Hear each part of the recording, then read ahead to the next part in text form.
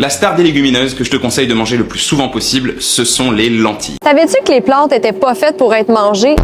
Un aliment ultra sous-coté, les lentilles corail. Faut vraiment éviter. Parce que dans les lentilles, il y a quand même pas mal de glucides.